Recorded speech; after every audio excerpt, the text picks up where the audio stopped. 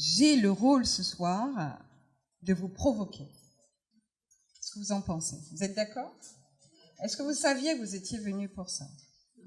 Mais à vrai dire, pourquoi vous provoquer? C'est que mon sujet, c'est de vous parler de la culture du risque au sein de votre projet d'entreprise.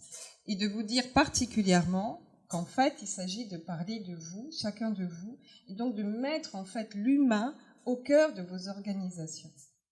Et d'en faire aussi de cette organisation résiliente, finalement, un levier de performance de votre entreprise.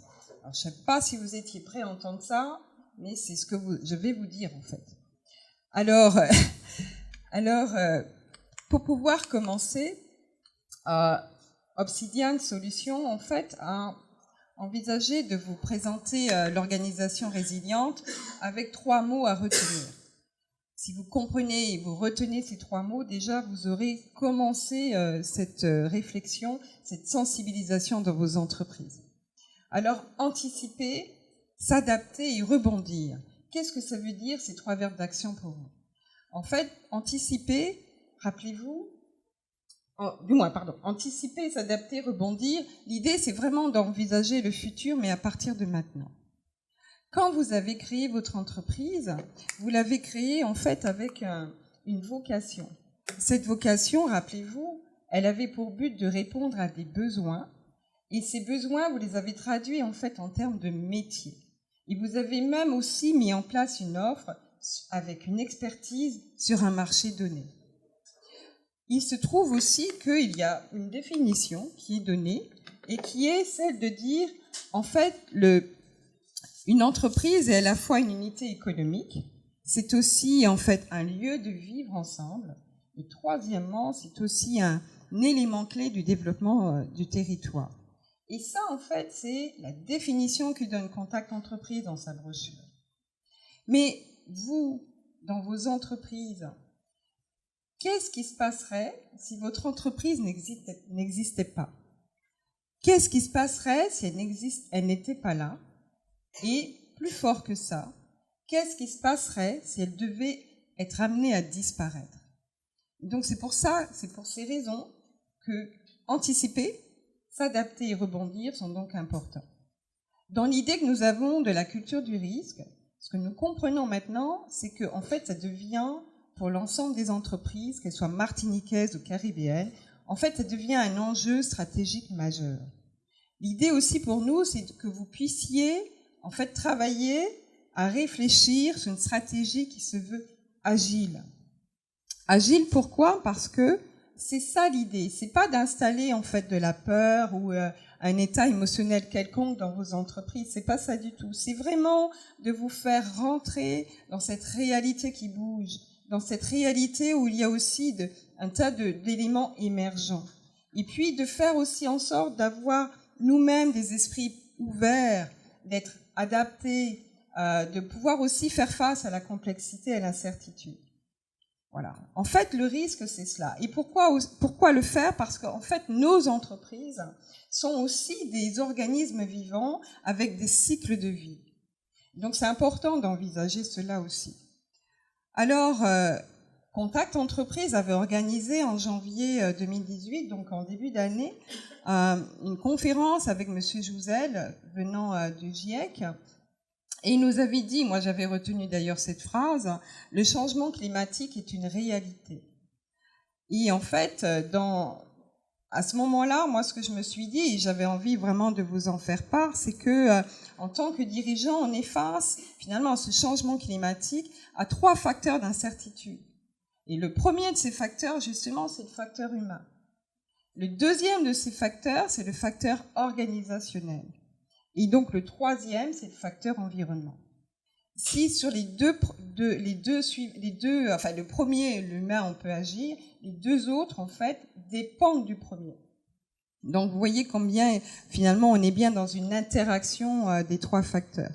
Alors comment arriver à réduire ces 3 facteurs d'incertitude en situation de crise?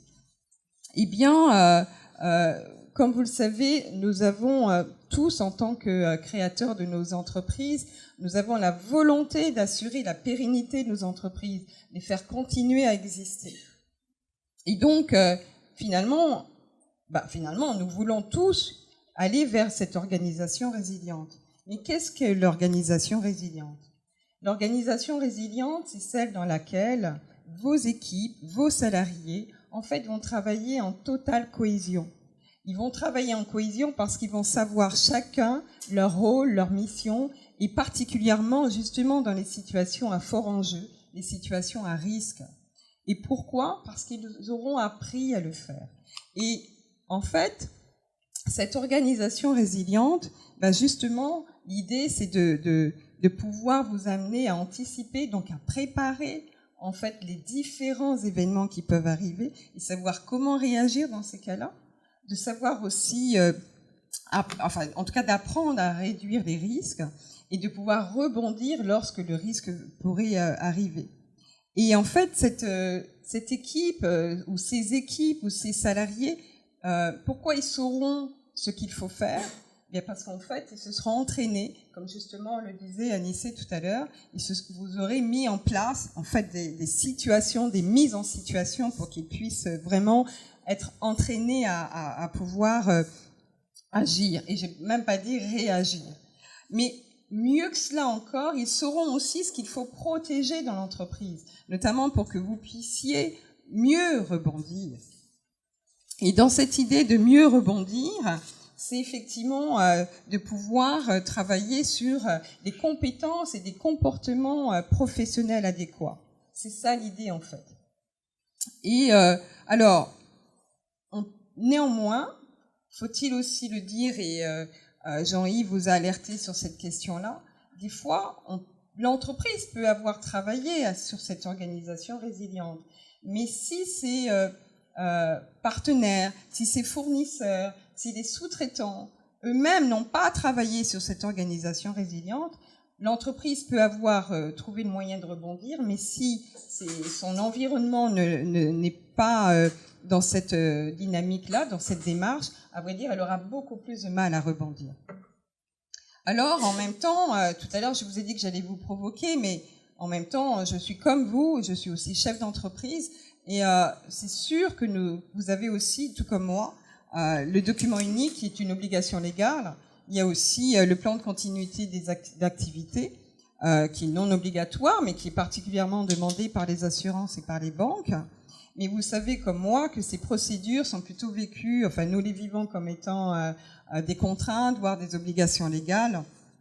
Et en fait, dans l'idée que nous avons à Obsidian Solutions, c'est en fait de partir de ces obligations, du moins de cette partie opérationnelle, pour justement aller de plus en plus vers le côté stratégique et, comme je vous le disais tout à l'heure, d'aller vers cette stratégie agile.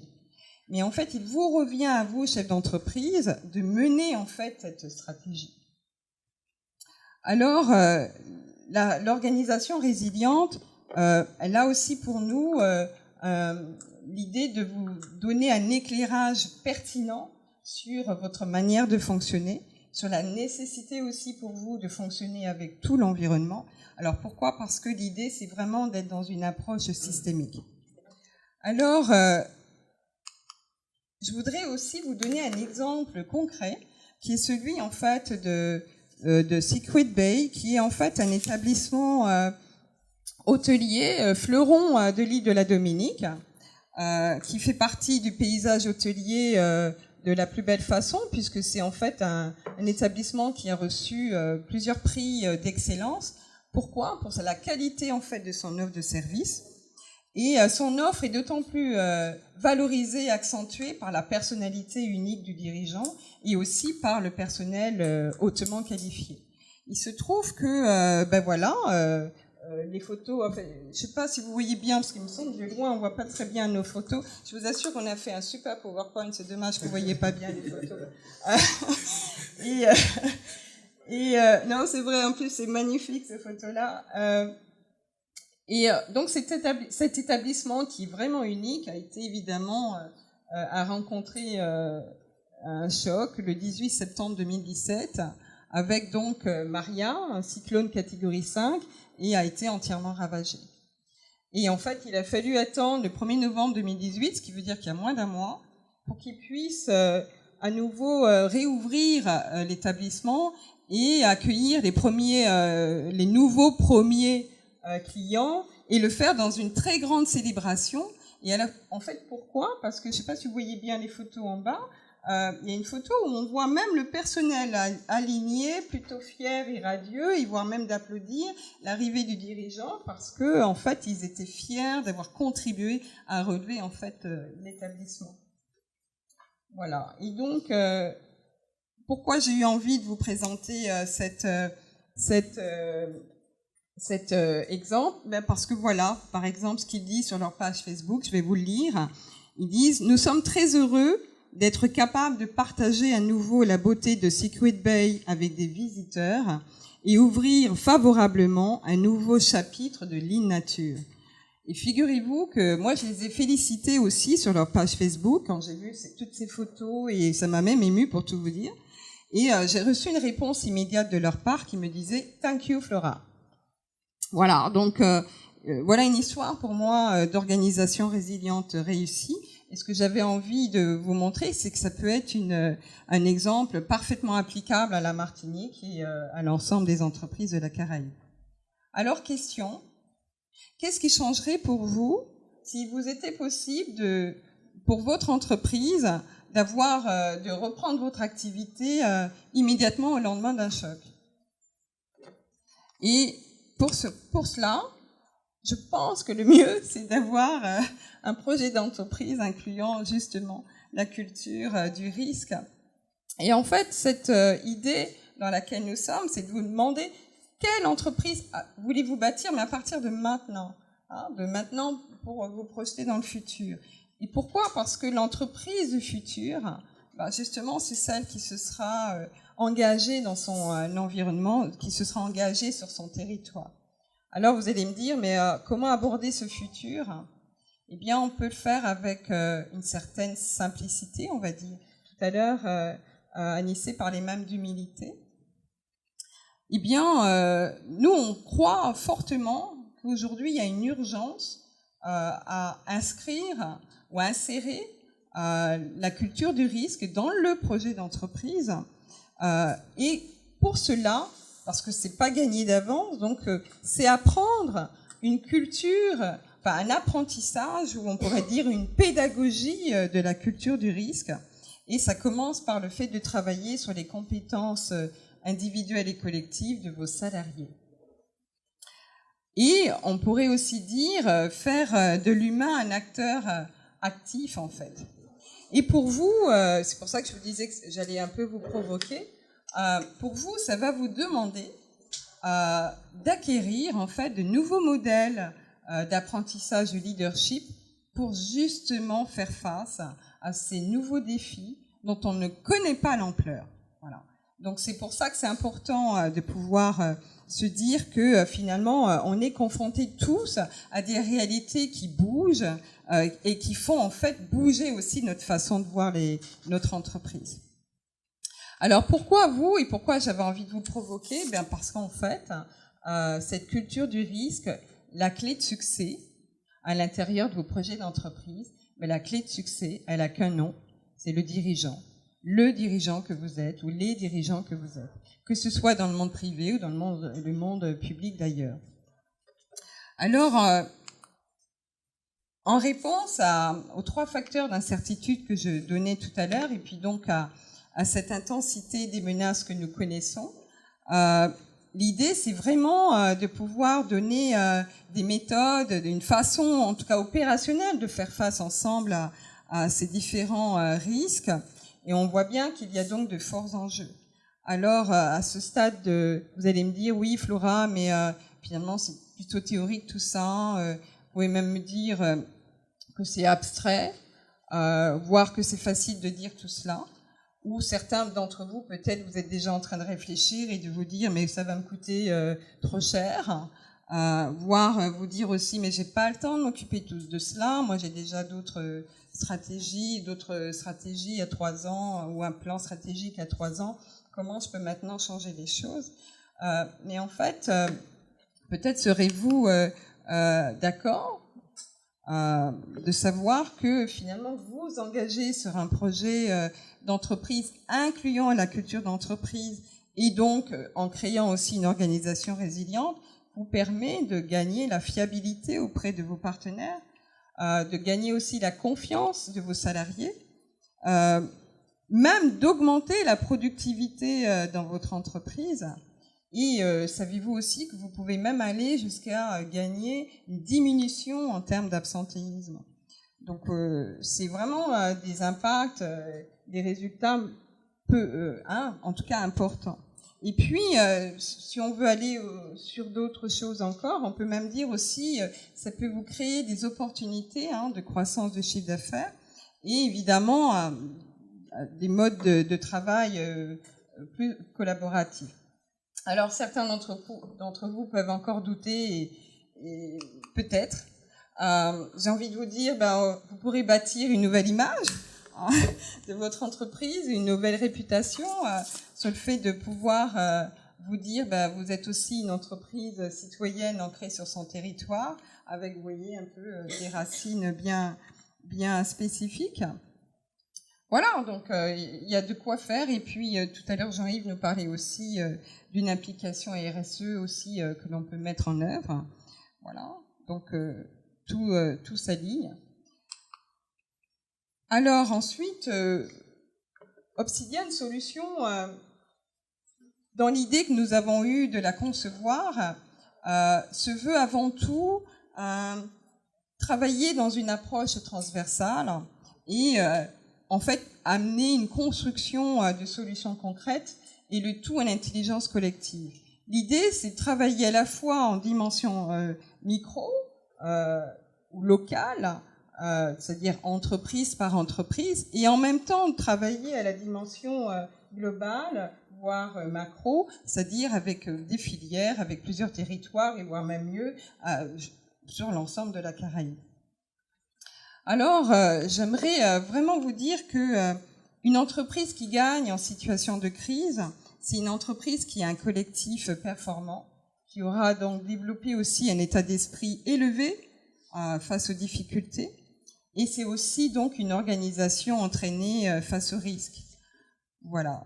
Donc, ce que j'aimerais bien vous présenter, c'est cela. La résilience organisationnelle au sein d'Obsidian, ce que nous nous disons, c'est que c'est avant tout une démarche d'excellence. Alors, ce n'est pas moi qui le dis, mais regardez, l'excellence est un art que l'on n'atteint que par l'exercice constant. L'excellence n'est donc pas une action, mais une habitude. Celui qui l'a dit, c'est Aristote, c'est pas moi. Voilà, donc pour terminer, bien voilà, j'espère que même de loin vous nous voyez. C'est donc l'équipe d'Obsidian, en l'occurrence Annie Cézadic, Jean-Yves Bonner et moi-même. Et en fait, cette équipe que nous formons, en fait, elle a un caractère particulier, c'est qu'elle est pluridisciplinaire. En l'occurrence, et en fait pourquoi? Parce que l'idée, c'est vraiment de vous accompagner sur la notion de complexité de la résilience. Et donc Jean-Yves, lui, intervient plutôt sur le champ industrie, relations et coopération internationale, caribéenne. Mais j'ai dit internationale, tu as vu, hein, Jean-Yves? C'est un message. Anissé, comme vous avez pu le voir, c'est pour tout ce qui est transition énergétique, numérique et le management collaboratif, et on en a bien besoin. Et pour ma part, donc moi j'interviendrai principalement sur tout ce qui est transition, transformation des entreprises, le management et bien sûr le coaching des dirigeants. Alors, avant de finir vraiment et de donner la parole de fin à Jean-Yves, je voudrais juste vous raconter une histoire dans l'histoire et j'en finirai. En fait, comment est né Obsidian, en fait? C'est ce que j'aimerais vous dire. Obsidian est né de la volonté au départ d'une personne, l'occurrence Jean-Yves, qui, après le séminaire organisé par Contact Entreprise au mois de juin sur les risques inondations, est venu me voir. Il m'a dit, voilà Flora, je sais ce que tu développes sur la gestion de crise et j'aimerais vraiment qu'on travaille ensemble à réaliser une offre sur toute la Caraïbe. Qu'est-ce que tu en penses? Et moi, j'ai reçu vraiment sa demande très surprise, et en même temps, pour tout vous dire, j'ai dit oui tout de suite parce que ça m'a fait comprendre que ça correspondait à une volonté que j'avais aussi, travailler plus largement que la Martinique. Et puis, en réfléchissant ensemble, on se dit, mais nos compétences seules suffisent pas, il faut qu'on puisse avoir une autre personne avec nous, et on pense à une personne, et on se le dit tous les deux, et c'est la même personne, en l'occurrence, c'est Anissé. Voilà, donc du coup, on rencontre Anissé, et on lui dit, Anissé, voilà, on a un projet à te soumettre, est-ce que tu es d'accord, partant avec nous? Et il a dit pareil, oui, je partant avec vous. Voilà, et puis donc finalement, vous voyez, entre juin et novembre, eh bien, on a eu à réfléchir et à mettre en place nous-mêmes notre projet d'entreprise Obsidian Solutions. Voilà. Merci à vous. Merci de m'avoir écouté.